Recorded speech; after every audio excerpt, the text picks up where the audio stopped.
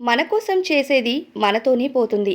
అది ఇతరుల కోసం చేసేది శాశ్వతంగా నిలిచిపోతుంది అనే మాటను గట్టిగా నమ్మిన నటుడు శ్రీహరి గారు. సినీ ఇండస్ట్రీలో ఆయన మంచితనానికి పెట్టిందే పేరు. ఎవరైనా వచ్చి ఏదైనా సహాయం అడిగితే కాదు అనలేని మనస్తత్వం శ్రీహరి గారిది.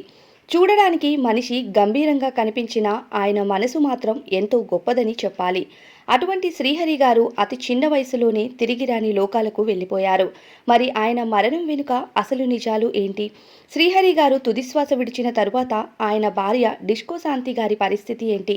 నిజంగానే డిస్కో శాంతి గారు మద్యానికి బానిసయ్యారా? శ్రీహరి గారు హీరో అవ్వాలి అనుకుని విలన్గా ఎలా మారారు? నిజంగానే బయట సెటిల్మెంట్ చేసేవారా? అలానే డబ్బులు సంపాదించారా? ఎంతోమందికి సహాయం చేసిన శ్రీహరి గారి పిల్లలకి ఇప్పుడు అవకాశాలు ఎందుకు ఇవ్వట్లేదు? ఇలాంటి కొన్ని ఇంట్రెస్టింగ్ విషయాల్ని మనం ఇప్పుడు ఈ వీడియో ద్వారా తెలుసుకుందాం. శ్రీహరి గారు ఆగస్టు 15, 1964లో కృష్ణా జిల్లా దగ్గర యలమర్రు అనే ఊరిలో జన్మించారు. శ్రీహరి గారు మంచి వ్యక్తిత్వం కలిగిన నటుడు. సహాయం కోసం ఎవరైనా ఆయన దగ్గరకు వెళ్తే వారికి లేదు అనకుండా సహాయం చేసే గుణం కలిగిన మనిషి. శ్రీహరి గారు తాతగారు రఘుముద్రి అప్పలస్వామి గారికి 5 కుమారులు, 4 కుమార్తెలు. శ్రీకాకుళం జిల్లా నుంచి కృష్ణా జిల్లా పెదపారుపూడి మండలం యలమర్రు గ్రామానికి వలస వచ్చారు. వీరిలో 4వ కుమారుడు శ్రీహరి గారి తండ్రి సత్యనారాయణ గారు, తల్లి సత్యవతి గారు. యలమర్రు రోడ్డు పక్కన చిన్న పాక వేసుకొని సైకిల్ షాపు, సోడాలు అమ్మి జీవనం సాగించేవారు. శ్రీహరి గారికి శ్రీనివాసరావు గారు, శ్రీధర్ గారు అనే అన్నదమ్ములు కూడా ఉన్నారు. 1977లో యలమర్రు జిల్లా పరిషత్ ఉన్నత పాఠశాలలో శ్రీహరి గారు 7వ తరగతి పాస్ అయ్యారు. తరువాత గ్రామంలో అరెకరం భూమిని అమ్ముకొని హైదరాబాద్కు మకాం మార్చారు. ఏటా యలమర్రు గంగానమ్మ జాతరకు శ్రీహరి గారు తప్పనిసరిగా వెళ్ళేవారు. అయితే శ్రీహరి గారికి చిన్నప్పటి నుండి సినిమాలంటే చాలా ఇష్టం ఉండేది. ఉదయం చదువుకుంటూ సాయంత్రం శోభనా థియేటర్ ఎదురుగా ఉన్న అన్న శ్రీనివాసరావు గారి షెడ్లో మెకానిక్గా పనిచేస్తూ ఖాళీ దొరికిన సమయంలో సినిమాలను శోభనా థియేటర్లో చూసేవారు.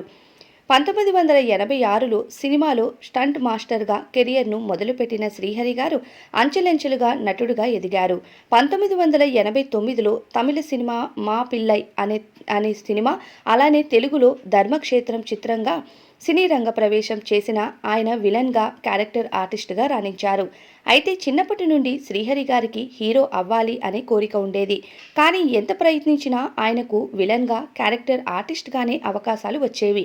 ఇక శ్రీహరి గారు ధర్మక్షేత్రం సినిమా తరువాత కుంతిపుత్రుడు, అల్లరి ప్రియుడు, ముఠా మేస్త్రి, మేజర్ చంద్రకాంత్, దొరగారికి దొంగ పెళ్ళాం, ఇక స్ట్రీట్ ఫైటర్, హలో బ్రదర్స్, ఘరానా మొగుడు, తాజ్మహల్, అల్లుడా మజాకా ఇలా చాలా సినిమాలకు క్యారెక్టర్ ఆర్టిస్ట్గా, విలన్గా సపోర్ట్ చేశారు. ఇలా క్యారెక్టర్ ఆర్టిస్ట్గా ఉన్నప్పుడే డిస్కో శాంతి గారిని ప్రేమించి రహస్యంగా వివాహం చేసుకున్నారు. అయితే డిస్కో శాంతి గారికి కూడా కుటుంబ సమస్యలు ఉండటంతో ఇద్దరూ బాగా సెటిల్ అయిన తరువాత ఈ వివాహం కోసం అందరికీ చెప్పి మళ్ళీ ఘనంగా రెండవసారి వివాహం చేసుకోవాలి అనుకున్నారు. అయితే డిస్కో శాంతి గారు ఇటు తెలుగులో అలానే అటు బాలీవుడ్లో ఐటెం సాంగ్స్ని చేస్తూ మంచి డబ్బుని సంపాదించి కుటుంబంలో ఆర్థిక సమస్యలను, ఇంట్లో ఉన్న అందరి బాధ్యతలను నెరవేర్చుకున్నారు. కానీ శ్రీహరి గారు మాత్రం అవకాశాలు లేక డబ్బులు కూడా పెద్దగా సంపాదించలేకపోయారు. సంపాదించినంత వరకు అడిగిన వారికి కాదనలేక దాన ధర్మాలు చేస్తూ డబ్బుని పోగొట్టుకునేవారు. అలా మేజర్ చంద్రకాంత్ సినిమా టైంలో మోహన్ బాబు గారితో శ్రీహరి గారికి మంచి పరిచయం ఏర్పడి మోహన్ బాబు గారికి సంబంధించిన సెటిల్మెంట్స్ అన్నిటి కోసం ఒక నమ్మకస్తుడుగా శ్రీహరి గారిని పెట్టుకున్నారు. ఆ సెటిల్మెంట్స్ టైంలో ఎవరైనా తక్కువ ఎక్కువ మాట్లాడితే శ్రీహరి గారు వాళ్లతో సినిమాల్లో విలన్స్ ఎలా అయితే చేస్తారో అలాంటి ప్రవర్తన చేసేవారట. దీని కారణంగా సినీ ఇండస్ట్రీలో చాలామంది సెటిల్మెంట్స్ విషయంలో శ్రీహరి గారి దగ్గరే సహాయం తీసుకునేవారట. అలా సినిమాల్లో వస్తున్న చిన్న చితక పాత్రల్లో నటిస్తూ మరోవైపు సెటిల్మెంట్స్ చేస్తూ రెండిటిలో డబ్బులు సంపాదించి మంచిగా ఆస్తుల్ని కూడబెట్టి అందరికీ తెలిసినట్టుగా డిస్కో శాంతి గారిని వివాహం చేసుకున్నారు. అయితే ఐటెం డాన్సర్గా పాపులారిటీ వచ్చిన డిస్కో శాంతి గారిని శ్రీహరి గారు వివాహం చేసుకోవడంతో చాలామంది వాళ్ళ వివాహంపై కామెంట్స్ కూడా చేశారు. అలానే ఆమెకు చాలామందితో ఎఫైర్స్ ఉన్నాయి, నువ్వెందుకు ఆమెను వివాహం చేసుకున్నావంటూ శ్రీహరి గారికి చాలామంది తప్పుడు మాటలు కూడా చెప్పేవారు. ఆ తరువాత శ్రీహరి గారికి ఇలా విలన్ పాత్రలు, క్యారెక్టర్ ఆర్టిస్ట్గా నటించడం ఇష్టం లేదంటూ ఆయన స్నేహితుడితో చెప్పడం, అప్పుడే ఆయన స్నేహితుడు సాంబయ్య అనే సినిమా తీయాలి అనుకోవటంతో ఆ సినిమాలో హీరోగా శ్రీహరిని పరిచయం చేశారు. అప్పటి వరకు క్యారెక్టర్ ఆర్టిస్ట్గా విలన్గా శ్రీహరి గారిని చూసిన వాళ్ళు హీరోగా చూసేసరికి ఆ సినిమాను ఆదరించారు. అలానే శ్రీహరి గారి నటనకు గాను మంచి మార్కులు పడ్డాయి. దానితో శ్రీహరి గారికి మరో కొన్ని సినిమాల్లో హీరోగా అవకాశాలు వచ్చాయి. ఆ తరువాత ఆయన నటించిన పోలీస్ సినిమా ద్వారా ఆయనకు హీరోగా మంచి గుర్తింపు అందింది. ఇక హీరోగా గణపతి, అయోధ్య రామయ్య, శ్రీశైలం, భద్రాచలం, హనుమంతు, విజయరామరాజు చిత్రాల్లో నటించారు. ఆ సినిమాల తరువాత మళ్ళీ శ్రీహరి గారికి విలన్ అలానే క్యారెక్టర్ ఆర్టిస్ట్గా నటించే ఆఫర్లే వచ్చేవి. అయితే శ్రీహరి గారు ఇటు సినిమాలు అటు సెటిల్మెంట్స్లో బాగా బిజీ అవ్వటం, చాలామందితో కలిసి పార్టీలు అంటూ బయటికి వెళ్లడంతో మద్యానికి బాగా అలవాటు పడ్డారు. ఈ క్రమంలో శ్రీహరి గారు మరియు డిస్కో శాంతి గారి ప్రేమకు గుర్తుగా ఒక కూతురు కూడా పుట్టింది. కూతురు పేరు అక్షర. కానీ కూతురు పుట్టిన 4 నెలలకే కొన్ని అనారోగ్య సమస్యలతో ఆ పాప కన్నుమూసింది. అయితే శ్రీహరి గారు కూతురు జ్ఞాపకాలతో చాలా రోజులు డిప్రెషన్కి వెళ్లి మరింత మద్యానికి బానిసైపోయారు. ఆ తరువాత శ్రీహరి గారికి 2 కొడుకులు పుట్టారు.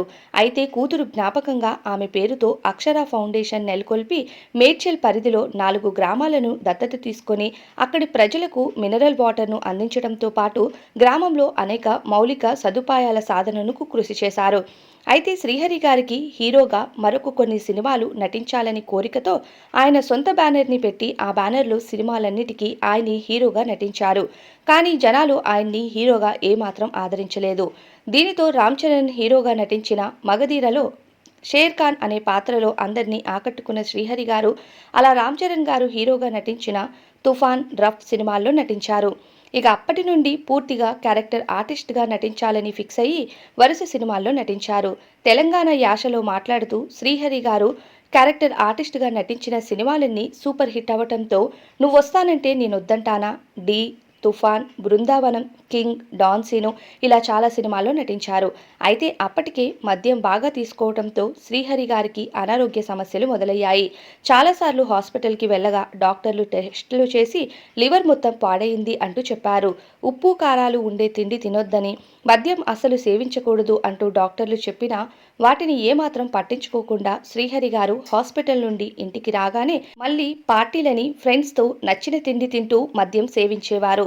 అలా ఉన్న డబ్బుల్లో ఆయన ట్రీట్మెంట్కు చాలా డబ్బులు ఖర్చవ్వటం, దానితో పాటు అడిగిన వారికి కాదనలేక అడిగినంత ఇవ్వటంతో శ్రీహరి గారు అప్పుల్లోకి వెళ్ళిపోయారు. సొంతంగా కట్టుకున్న ఇల్లును కూడా తాకట్టు పెట్టారు. అలాంటి టైంలోనే బాలీవుడ్లో ప్రభుదేవ గారు తీసిన రాంబో రాజ్ కుమార్ అనే సినిమాలో ఒక క్యారెక్టర్కి శ్రీహరి గారిని నటించమని ప్రభుదేవ గారు ఫోన్ చేయగా శ్రీహరి గారు సరే అని చెప్పారు. దానికి కారణం ఆ సినిమాలో నటిస్తే మంచి డబ్బులు ఇస్తారని, కాస్తో కూస్తో కుటుంబానికి హెల్ప్ అవుతుంది అనుకుని శ్రీహరి గారు అనారోగ్యంతో ఉన్న ఆ సినిమాకు ఓకే చెప్పారు. ఇక ఆరోగ్యం సరిగ్గా లేకపోవడంతో ముంబైలో షూటింగ్కి ఆయన భార్య డిస్కో శాంతి గారిని కూడా తీసుకుని వెళ్లారు. షూటింగ్ బ్రేక్లో ఇక అందరూ రూమ్కి వెళ్లి ఉండగా శ్రీహరి గారు కూడా రూమ్కి వెళ్లి ఉంటే హఠాత్తుగా అశ్వతకు గురవటంతో హుటాహుటిన లీలావతి హాస్పిటల్కు తరలించారు. అయితే అక్టోబర్ 9, 2013న కాలేయం సంబంధిత వ్యాధితో ఆయన తుదిశ్వాస విడిచారు. శ్రీహరి గారు తుదిశ్వాస విడిచిన తరువాత భార్య డిస్కో శాంతి గారు మద్యానికి బానిసై పిల్లల్ని 2 ఏళ్ల పాటు పట్టించుకోలేదు. ఆ తరువాత డాక్టర్లు ఇచ్చిన కౌన్సెలింగ్ అలానే పెద్ద కొడుకు చెప్పిన మాటలకు పిల్లల్ని నేనే జాగ్రత్తగా చూసుకోవాలి అనే ఒక ఆలోచనతో ఆమె మద్యాన్ని దూరంగా పెట్టారట. అయితే ఒక ఇంటర్వ్యూలో ఈ విషయాలన్నీ చెప్పడంతో పాటు శ్రీహరి గారు తుదిశ్వాస విడవడానికి హాస్పిటల్లో డాక్టర్ల నిర్లక్ష్యమే కారణమంటూ చెప్పడంతో పాటు ఆయన అశ్వతకు గురైనప్పుడు నేను మరో రూమ్లో బట్టలు మార్చుకోవడానికి వెళ్ళి వచ్చేలోపే శ్రీహరి గారిని లీలావతి హాస్పిటల్కు తరలించారని, నేను అక్కడికి వెళ్ళేసరికి ఆయన్ను ఐసీయూలో పెట్టారంటూ, నన్ను కనీసం శ్రీహరి గారికి చూసే ఛాన్స్ కూడా ఇవ్వలేదు అంటూ షాకింగ్ కామెంట్స్ చేశారు. అయితే అక్కడ హాస్పిటల్ యాజమాన్యానికి తెలియకుండా రహస్యంగా నేను ఐసీయూలోకి వెళ్ళి శ్రీహరి గారిని చూస్తే అప్పటికే శ్రీహరి గారి నోటి నుండి ముక్కు నుండి రక్తం రావటం చూసి నేను గట్టిగా గోల చేశాను. అప్పటికే శ్రీహరి గారు తుదిశ్వాస విడిచారంటూ ఆయన కోసం చెప్పుకుంటూ కన్నీరు మున్నీరు అయ్యారు డిస్కో శాంతి గారు. అయితే శ్రీహరి గారు కేవలం 49 ఏళ్ల వయసులో తీవ్ర అశ్వతకు గురై కాలేయం సమస్యతో తుదిశ్వాస విడవటం అన్నది చాలా బాధాకరమైన విషయం. అయితే ఆయన భౌతికార్యాన్ని ఆయనకు ఎంతో ఇష్టమైన ఆయన కూతురు అక్షర సమాధి పక్కనే పూడ్చిపెట్టారు. శ్రీహరి గారి నటనకు గాను 6 నంది అవార్డులతో పాటు నువ్వొస్తానంటే నేనొద్దంటానా సినిమాకు ఒక ఫిలింఫేర్ ఉత్తమ సహాయ నటుడు అవార్డుని కూడా అందుకున్నారు.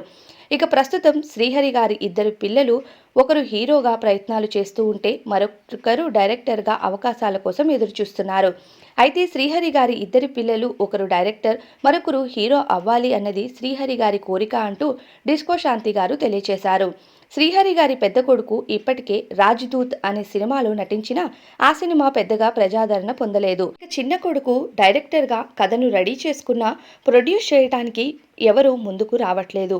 కుడి చేతితో దానం చేస్తే ఎడమ చేతికి కూడా తెలియకూడదు అన్నట్టు అడిగిన వారికి కాదనకుండా ఎంతోమందికి సహాయం చేసిన శ్రీహరి గారి పిల్లలకు మాత్రం సహాయం చేయటానికి ఇప్పుడు ఏ ఒక్కరూ ముందుకు రావట్లేదని చెప్పాలి.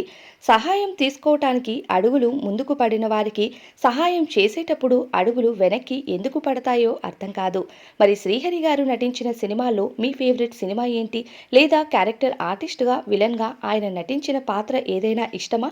అదే కామెంట్స్లో చెప్పండి. ఇది గైస్ శ్రీహరి గారి జీవిత విశేషాలు. ఈ వీడియో మీకు నచ్చిందా? నచ్చినట్లయితే ఈ వీడియోకి ఒక లైక్ చేయండి. అలానే మన నెక్స్ట్ వీడియోస్లో ఏ సెలబ్రిటీ బయోగ్రఫీ తెలుసుకోవాలి అనుకుంటున్నారో వారి పేర్లను కామెంట్ బాక్స్లో చెప్పండి. ఈ వీడియో నచ్చినట్లయితే లైక్ చేయడంతో పాటు మన ఛానల్కి సబ్స్క్రైబ్ కూడా చేసుకోండి. Thank you so much for watching this video till the end.